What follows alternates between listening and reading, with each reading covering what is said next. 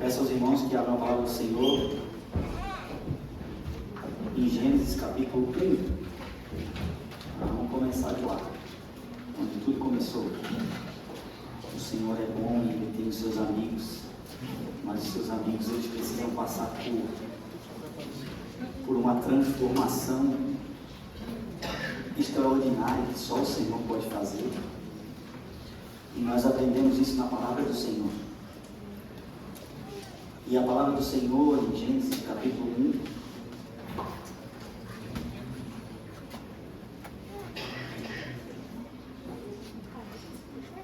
Gênesis capítulo 1, versículo 1. Ele traz o entendimento de: no princípio criou Deus os céus e a terra. Ou os céus e a terra. Então, quando ele usa esse termo, céus e a terra, Deus está trazendo uma evidência de um nome chamado criou.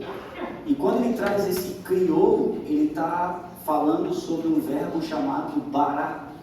O verbo bará é, no princípio, criou Deus os céus e a terra, é Bereshit, Bará, Elohim. É só Ele tem esse poder de criar tudo a partir do nada, sem nenhuma conotação humana. Então Deus, Ele traz tudo à existência a partir do nada. Ninguém ajudou Deus a criar alguma coisa. Ele chama a existência e as coisas vêm à existência.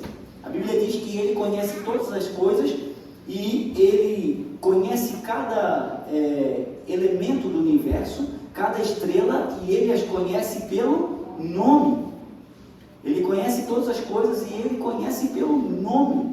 Então Deus conhece você antes de você nascer, e hoje Ele também te conhece pelo seu nome. Ele sabe se você é amigo dele ou se você não é amigo dele. Então quem é você? Quem sou eu? É a pergunta que fazemos nessa noite. E qual é o tema de hoje, pastor? O homem segundo o coração de Deus. O seu coração é segundo o coração de Deus? Mas o que tem a ver com criação, pastor? O que tem a ver com esse verbo bará? De que Deus só é Ele que traz à existência todas as coisas? Como isso se encaixa nesse do homem segundo o coração de Deus? É porque tudo, nesse entendimento, tudo foi criado, tudo que existe a partir de alguém, de um ser. E esse ser é Deus. Não existe nada na criação que tenha vindo, que não tenha Deus no meio. Tudo foi criado por Ele, para Ele, porque para Ele são todas as coisas. Então tudo veio dele e volta para Ele. Esse é o entendimento da palavra. E quando Deus está usando esse termo hebraico de criou, de bará, Ele está dizendo: só eu posso fazer. O que você tem tentado fazer sozinho? Não vai conseguir. Porque se você pudesse conseguir, Jesus não precisaria ter vindo. Você não consegue fazer sozinho. Existem situações de criação em nós que o Senhor precisa operar. Eu preciso me colocar na presença dEle para que Ele faça. Porque se eu tentar fazer sozinho, logo eu vou estragar tudo. Quanto tempo você passou estragando as coisas e não conseguiu resolver nada? Eu já falei várias vezes aqui, meu pai entregou a vida para Jesus com 60 anos, se não falha a memória. Passou a vida inteira sem conhecer o Senhor. E nós, nos últimos 3 meses de vida dele, sentamos, explicamos o Evangelho para ele, fizemos o evangelismo com ele. E ele, a pergunta última que eu fiz para ele entregar a vida para Jesus, eu falei: pai, o que o Senhor conseguiu mudar na sua vida até hoje? Ele falou: não consigo, filho. Pois é, pai, mas está aqui alguém que pode fazer tudo acontecer.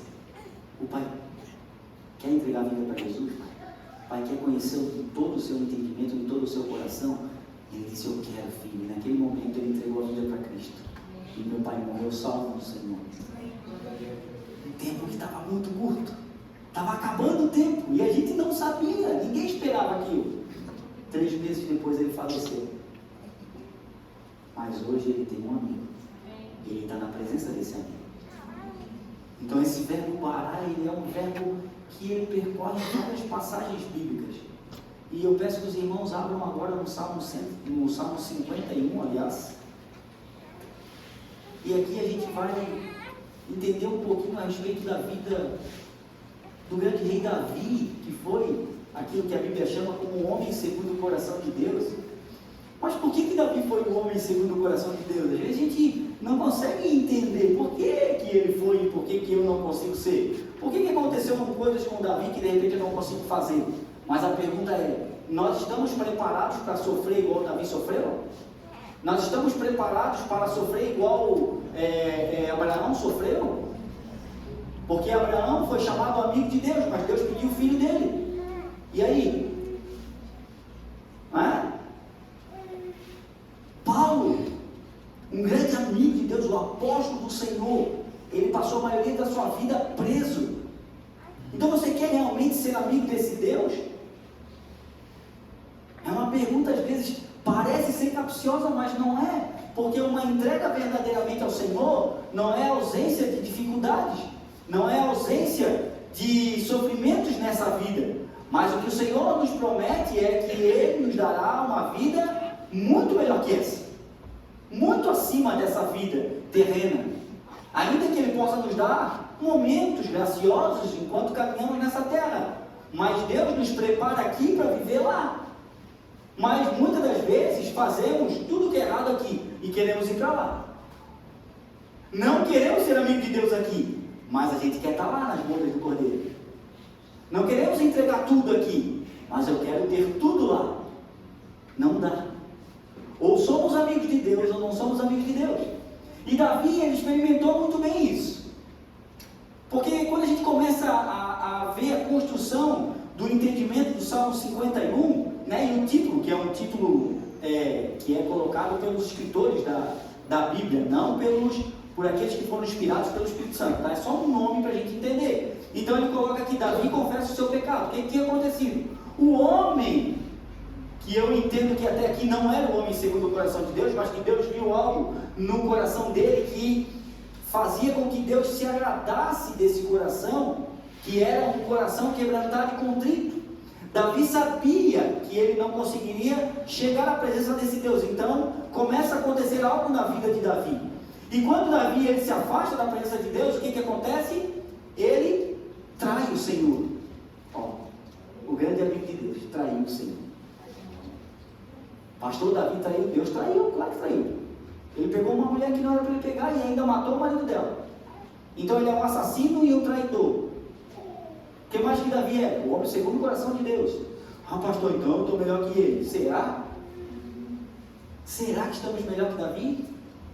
Olha aqui como é que Davi se refere. O títulozinho ali que ele coloca em cima, que não é inspiração, eu acredito que os escritores bíblicos, eles colocam para a gente ter uma noção de onde está o texto, do que se refere. Ele fala Salmo de Davi para o músico mor, ou seja, o maior de todos, para o profeta Natan.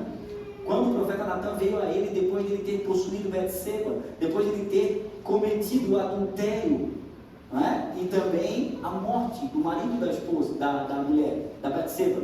E ele diz, tem misericórdia de mim. Olha o que Davi fala. Tem misericórdia de mim, ó Deus, segundo a tua benignidade. Apaga as minhas transgressões, segundo a multidão das tuas misericórdias. O que Davi está pedindo ao Senhor? Ele está falando, Senhor, eu não tenho um coração que pode te agradar.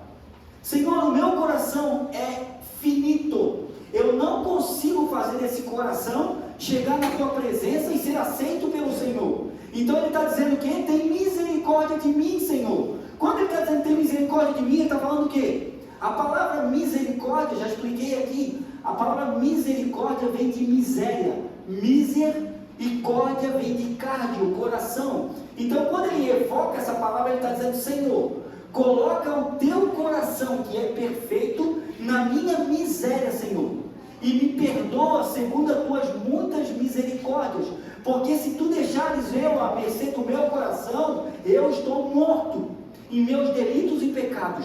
Pequei contra somente o Senhor, pequei. É isso que Davi está falando. Senhor, o meu coração está descortinado diante da tua presença. Então olha para mim, Jesus, e vê se há algum caminho mau, e me guia pela vereda da justiça, por amor do teu nome. Porque aí sim, Senhor, ainda que eu ande pelo vale da sombra da morte, não temerei mal algum, porque tu estás comigo. A tua vara e o teu cajado me consolam.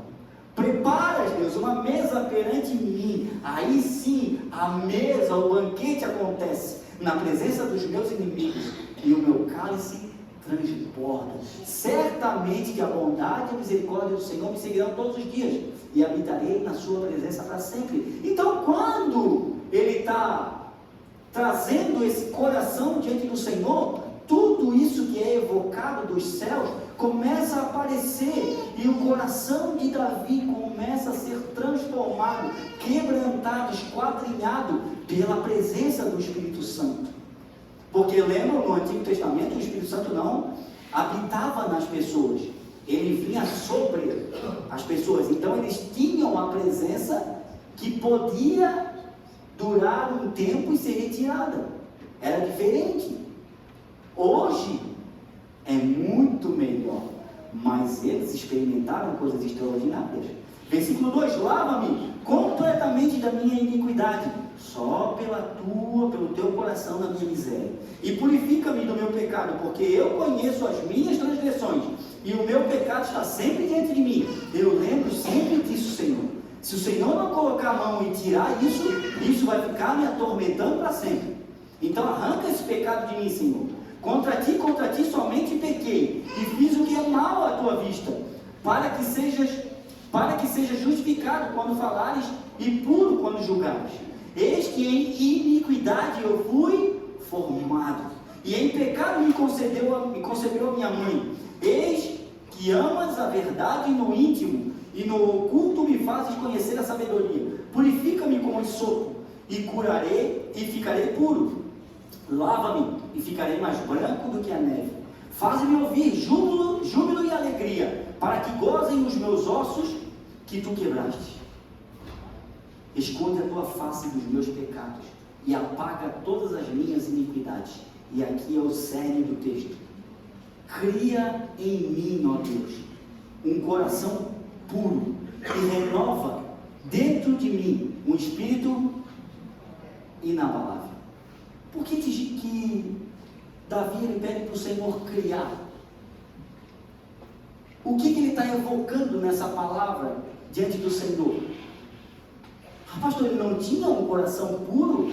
Ele não poderia ter se deleitado na presença de Deus e ter adquirido esse coração puro? Não poderia. Por que, pastor? Porque o coração puro, esse coração que Davi pediu, ele precisava ser criado. Ou seja, o coração de Davi precisava ser refeito pelo Espírito de Deus. E só Deus pode criar, porque isso é dele. Ele é o Criador. Então, quando Davi está evocando essa palavra, ele está levando tudo para o início, para o Gênesis. Ele está falando para o Senhor: Senhor, eu sei que tudo que o Senhor criou a partir do nada. Então, Deus, cria em mim um coração puro e renova dentro de mim o espírito inabalável.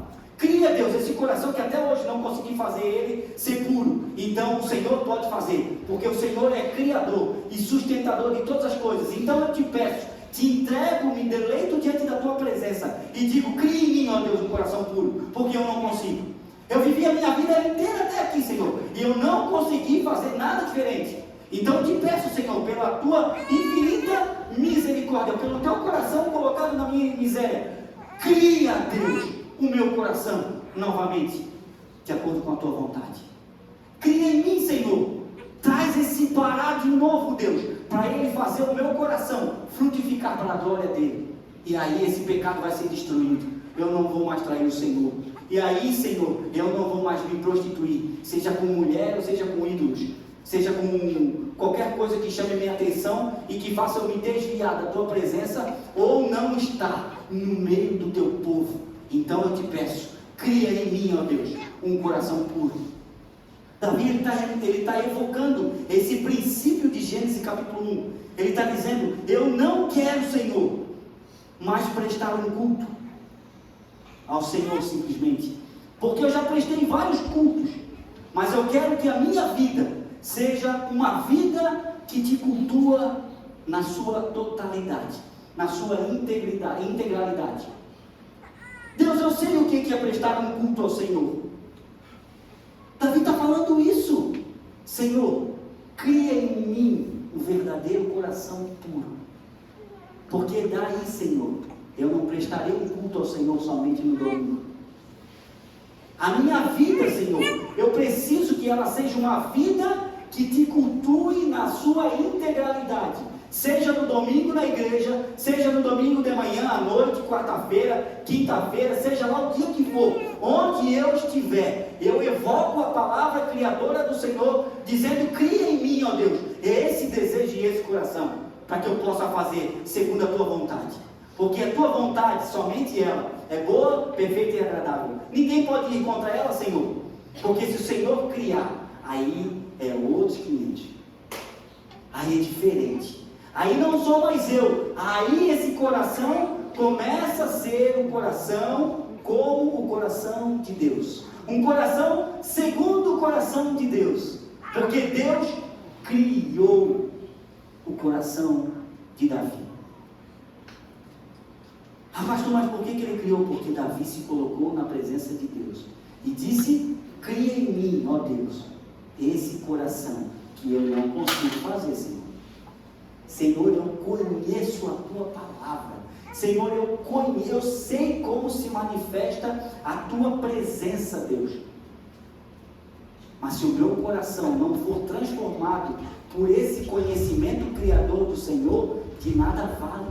Então eu estou te pedindo, Senhor, porque eu sou um homem que te amo e eu tento te agradar, eu tento fazer aquilo e aquilo outro, mas, Senhor, quando eu vi a Betseba lá naquele lugar, daquele jeito, Jesus, ela passou na praia, e aí, Deus, a minha santidade foi tudo pro vinagre. Porque, puxa, Betseba, Jesus, olha, ela era uma coisa, Jesus, meu olho travou tudo, coração. Jesus, passou aquele homem, Jesus, eu era segundo o teu coração, mas passou aquele homem, Jesus, foi o coração, foi tudo para o vinagre. Que coração é o meu? Que coração é o seu? Nós somos amigos de Deus, de fato, de verdade? O nosso coração foi criado segundo Deus?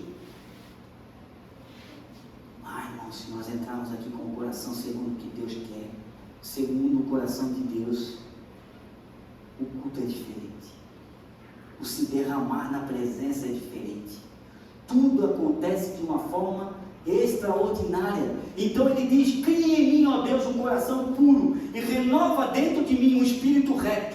Quando ele diz isso, ele diz: renova dentro de mim um espírito inabalável. Senhor, nesse momento eu digo para o Senhor, eu te cultuava em alguns momentos, Senhor, mas eu quero que a minha vida seja uma vida que te agrade em todo o tempo, que a minha vida seja um culto contínuo ao Senhor, não só no momento em que eu estou lá na igreja, ou que eu estou tentando cantar louvores, ou em que eu estou adorando ao Senhor com orações, mas em todo o tempo, Deus, que a minha vida não seja de momentos, mas seja uma integralidade na tua presença. O meu coração precisa ser desse jeito, Senhor. Então cria em mim, não se abala por nada, Deus, porque é um espírito inabalável. Eu quero esse coração, Jesus, e só tu pode fazer, Deus. É isso que Davi está falando. Enquanto eu brigava com o leão e com o urso, eu não tinha medo de nada, eu prestava um culto, era o meu culto, era aquele momento. No momento que eu estava matando o leão e o urso, ali era o meu momento de culto, Senhor. Era aquele momento extraordinário para mim, porque eu sabia que estava vencendo na força do Senhor, mas eu saía dali e o meu coração se desfazia.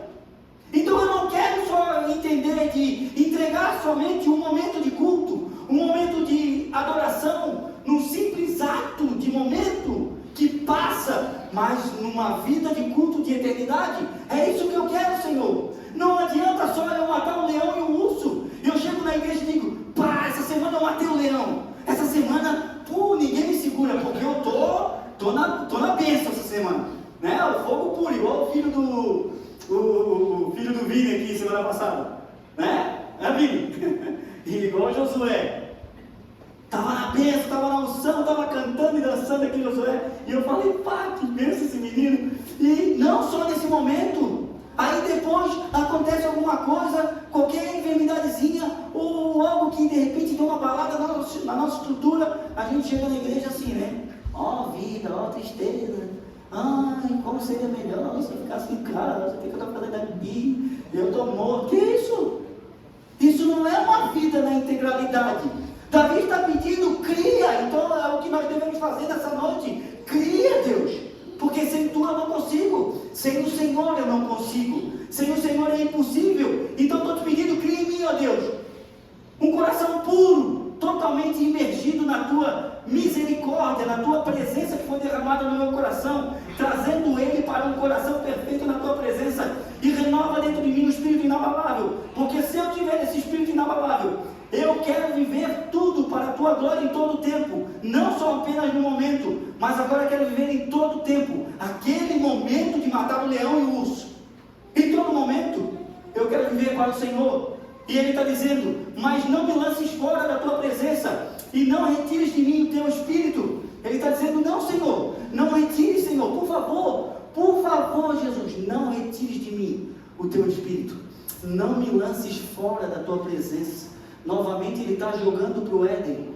Quando o homem peca, o homem é retirado do jardim e é afastado da presença de Deus, e Davi está fazendo exatamente essa conexão com o Pará-Criador de Deus e o homem que se rebelou contra o Senhor e foi expulso. Então ele está dizendo, Senhor, se o Senhor criar em mim, eu não serei expulso da tua presença.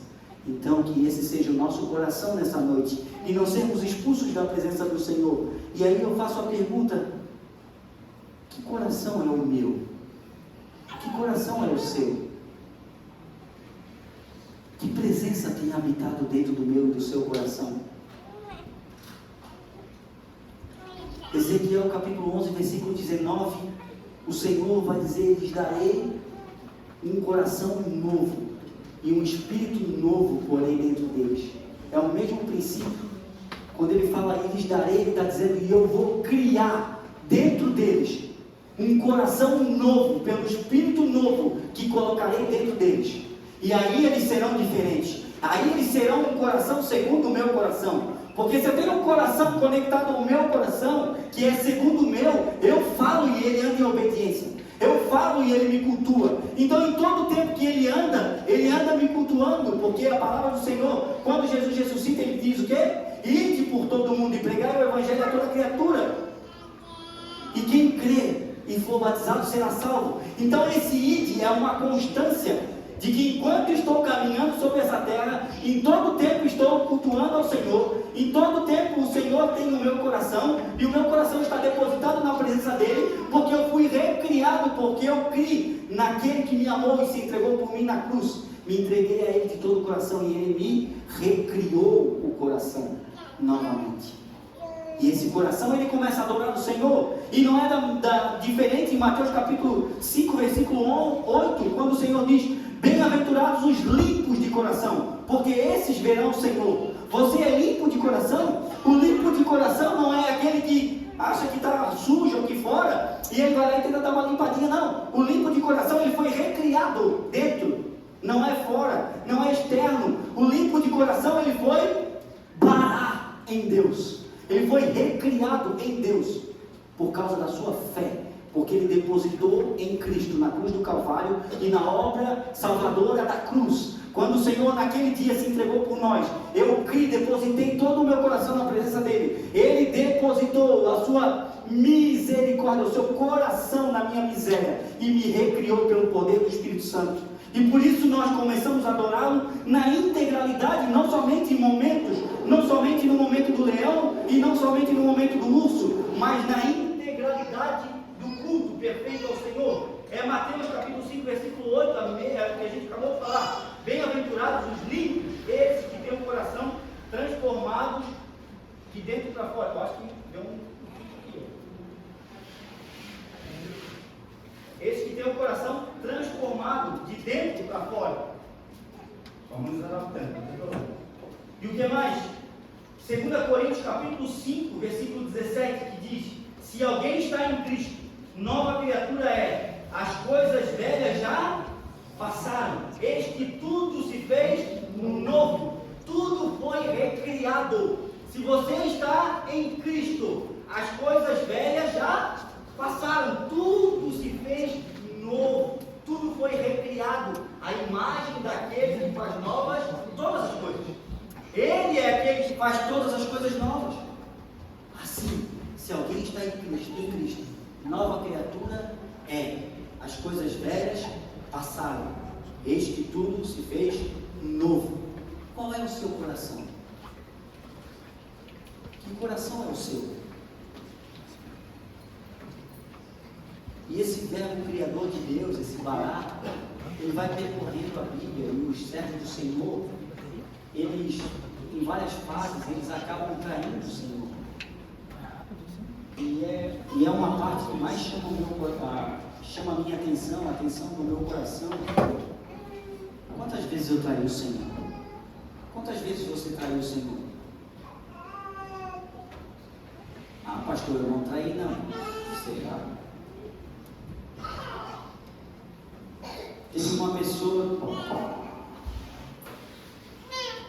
Teve uma pessoa que traiu o Senhor e que todos conhecem. A gente sempre se lembra dele, Pedro. Pedro, ele trai o Senhor. Eles perguntam: tu é amigo dele?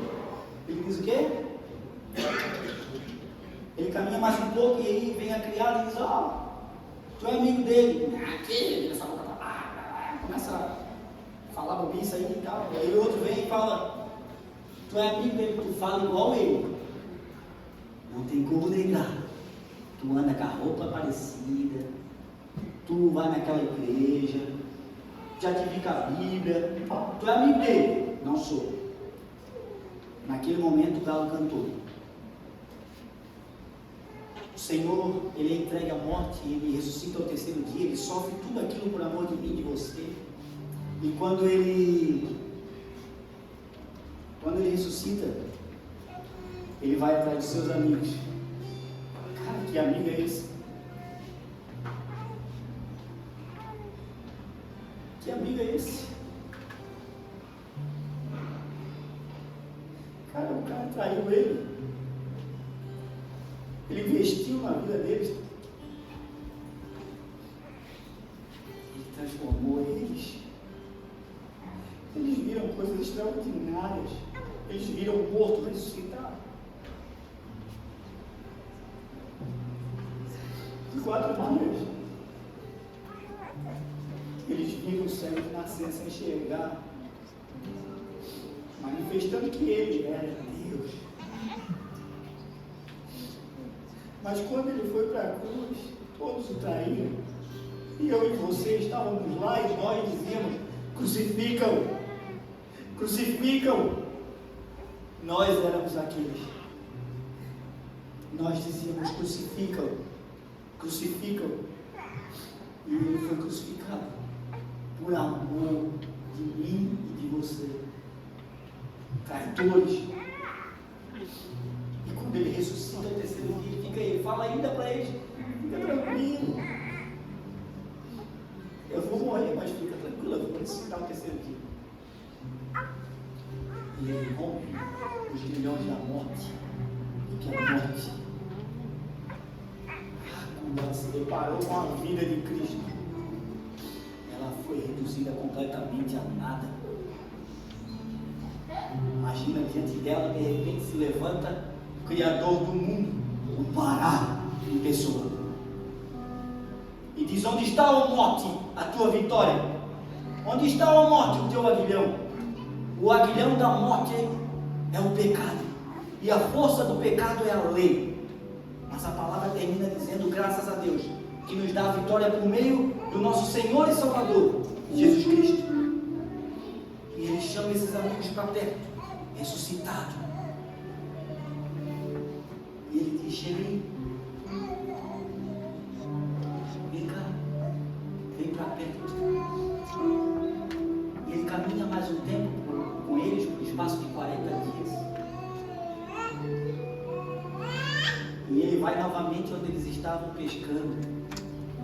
E quando eles estão lá pescando, ele está lá na beira da praia com o peixe pronto. E tu está trabalhando igual um doido. E tu não honra o Senhor. Tu estás buscando prazeres e deleites, mas tu não busca o Senhor. A Bíblia diz que é inútil vos será bem cedo levantar penosamente e trabalhar, porque os seus amados ele dá enquanto dorme. Eles voltaram a pescar, os amigos dele, cara. Ele tinha tirado da pesca, ele tinha feito deles pescadores de homens. Eles traíram ele e ele chama ele de novo, e o peixinho está lá pronto, na beira da praia. Você veio buscar aqui essa noite. E ele desembarca no barquinho e Jesus chama Pedro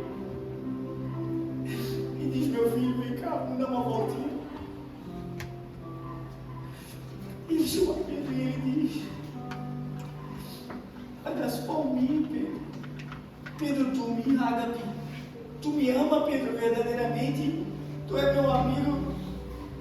E ele diz: Senhor, tu sabes que eu te amo como um amigo.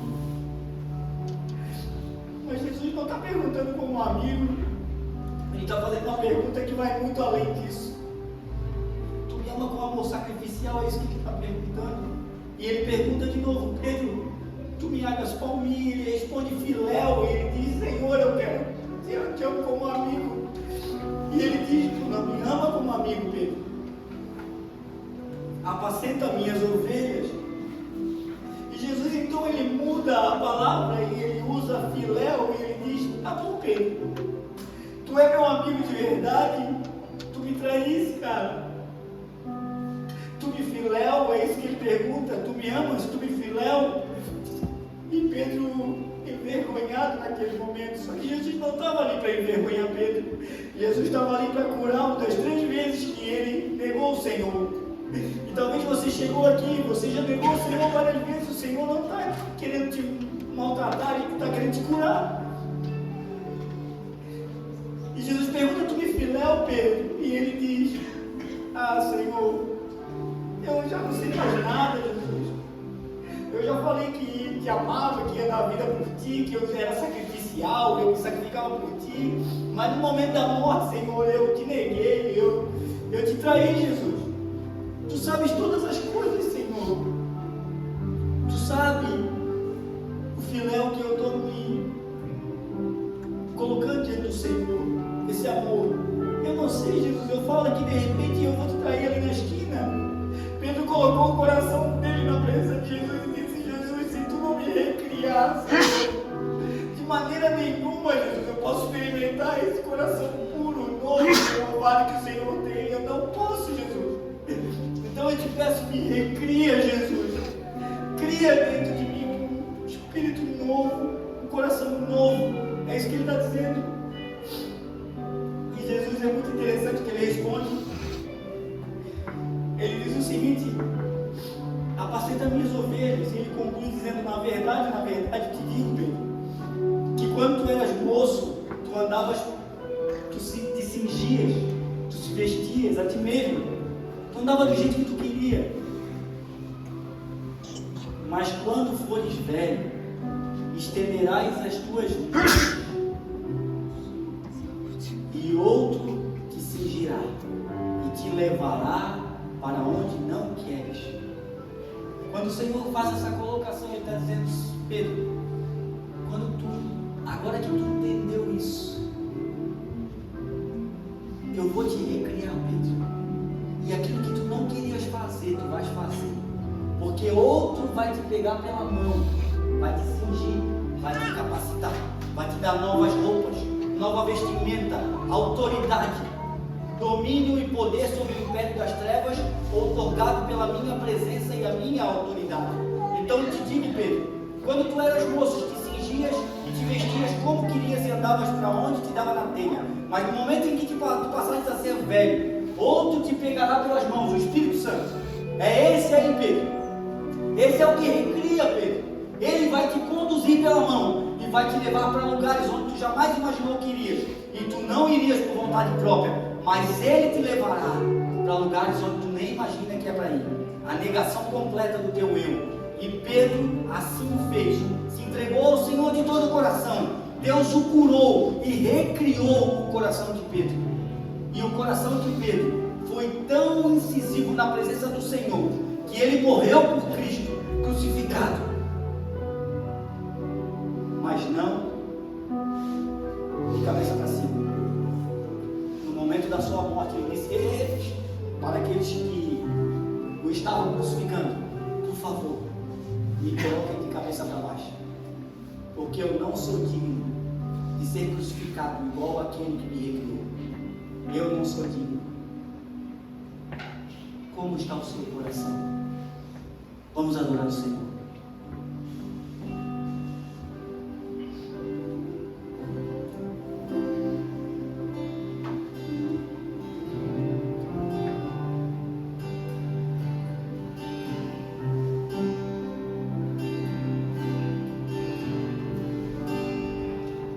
Se tu olhares, Senhor, pra dentro de mim, nada encontro.